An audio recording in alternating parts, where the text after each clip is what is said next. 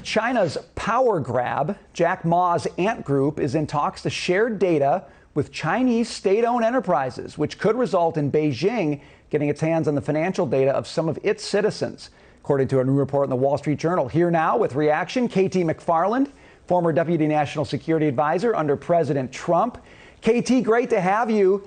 You know, you look at this story, the Ant Group, all sorts of data. The Chinese government obviously very interested in it. I think the big takeaway here is there is no such thing as a private company in China. Your thoughts?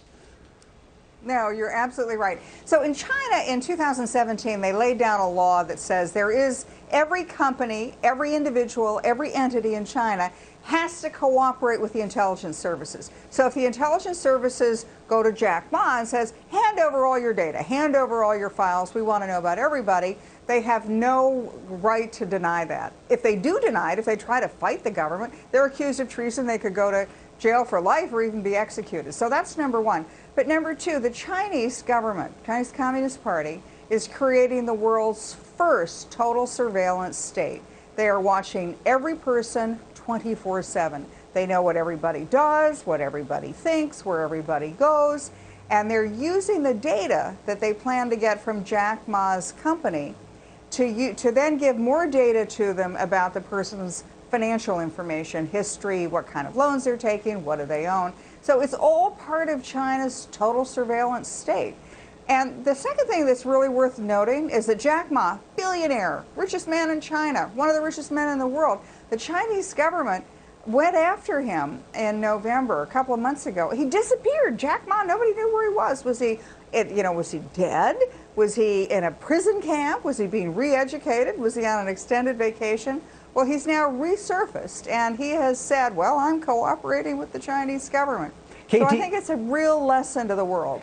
A real lesson to the world because China's ultimate aim here, you tell me if I'm wrong, isn't just to monitor citizens in China. These companies become a conduit to get data on people all over the world to find out and monitor what's happening everywhere. This isn't a project that's exclusive to China, am I right?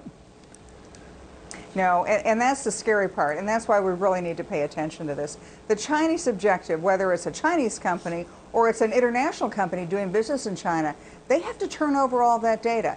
China also wants to control all communications of the future, the 5G network using Chinese company and Chinese goods to create this 5G network. Huawei is the company. And then China plans to use all of that data and all of that information to really be the dominant world power, to be the major superpower. Everybody else is a vassal state.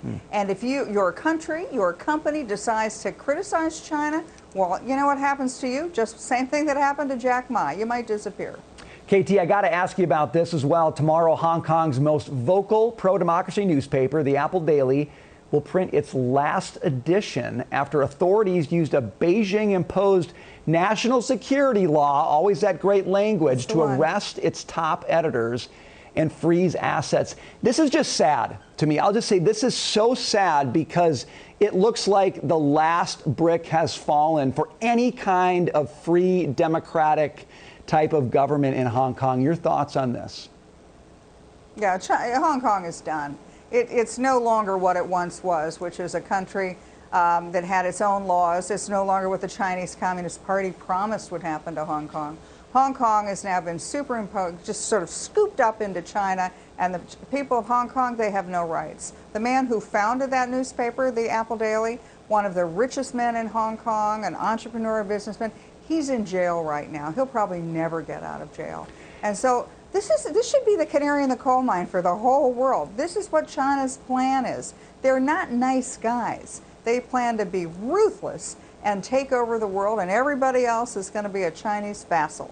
There's a lot of canaries in that coal mine, KT. I'm just hoping that leadership in Washington is watching it and ready to do something about it because it is truly scary. We appreciate your thoughts today, KT. Thanks for joining us. Thanks, Brian.